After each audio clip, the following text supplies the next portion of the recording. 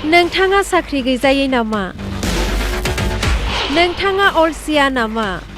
नोंथाङा समाज बिजोङाव मुखुब थायो नामा? जुक्तिगोनां बाथ्रा बुंनायनि सर' दं नामा नोंथांनाव? नोंथांनि बायदि सुबुं राजखान्थिसिम फै। हेफाजाब होफै CJPआव।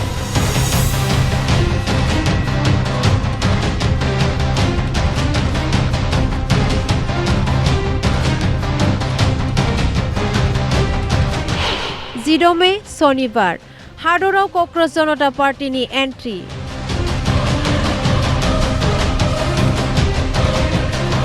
खांखमा एम्फौनि मुङै राजखान्थि दोलोनि जोनोम।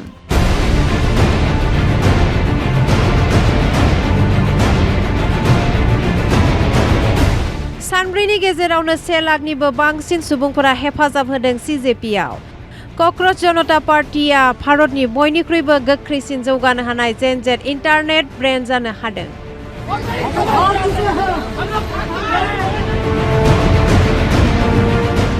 अभिजित दिपके मुंनि सासे सेंग्राया जागायजेनदों बे पार्टीखौ।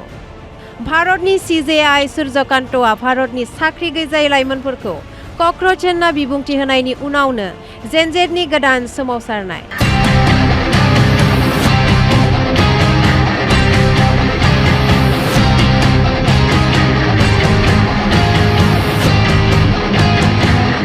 बे राजखान्थि दोलोखौ 30 बोसोर बैसोनि अभिजित दिपकेआ 16 मेआव बेखेवजेनदोंमोन। बस्टन इउनिभार्सिटिनिफ्राय पोस्ट ग्रेजुएट खालामनाय अभिजित दिपकेआ 40 लाखनिबो बांसिन सुबुंफोरा फल' खालामदों इंस्टाग्रामाव। ये देखो 8:31 हो रहा है और यहाँ हमारे फॉलोअर्स हैं अभी कॉकरोच जनता पार्टी। भाई क्या पार्टी है यार ये देखो। महुआ मैत्र केटी आजाद बायदि बेरेखा दैदेनगिरि सोद्रोमायाबो हेफाजाब होदों क'क्राझ जनता पार्टीआव। CJPनि सोद्रोमा महरै हेफाजाब होदों बारग' गोजौ खुंथायारि बिबानगिरि आशिष जशी। रावबो गाहाय बिजिरगिरिनो राज्य सभानि सोद्रोमा मासि होनाय जानाय नङा। मोनसे भट दानब्लानो UAPआव खाजागोन हादरनि गाहाय बिसायख'थि बिबानगिरिया।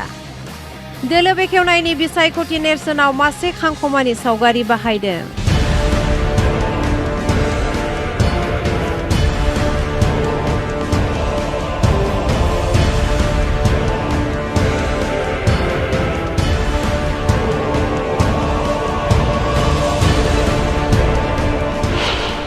आइजोफोरनि थाखाय 50% संरैखानि राहा खालामनाय जागोन।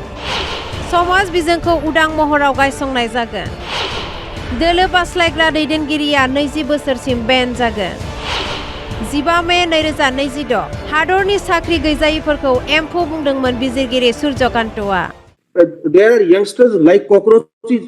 They don't get any employment. They don't have any place in profession. Some of them become media. Some of them become social media. Some of them become RTI activists. Some have become another activists, and they start attacking everyone. खांखमा होननानैबो सावरायदोंमोन। News desk report बड' live 24।